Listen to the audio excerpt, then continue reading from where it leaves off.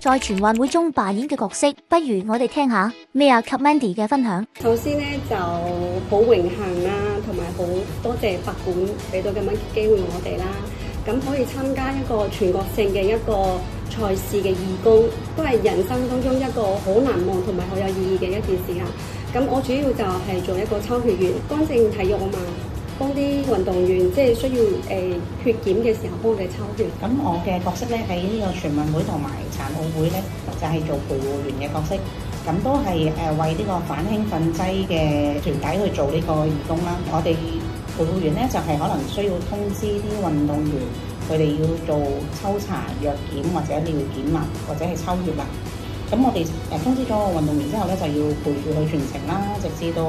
佢去做呢個登記同埋去到做呢個測試嘅時候，先會離開我哋嘅視線範圍。其實全程我哋都會跟實個運動員，係一個比較專項嘅工作崗位啦。我所知咧，呢個都係一啲比較私人嘅機構啦，亦都唔會話咁公開性咁容易接觸到，因為個機構都係比較保密嘅，對於呢樣嘢，亦唔會公開啲運動員嘅資料啊，或者係一啲運動嘅情況。咁所以我都會覺得參加到呢個項目都好開心啦，都好特別嘅。咁同埋亦都可以親身接觸到啲運動員啦，可以喺運動比賽場地直接接觸到佢哋，都睇到佢哋嘅比賽嘅環境啦，都感受到佢哋比賽領獎嗰種觸動人嘅感動嘅時刻。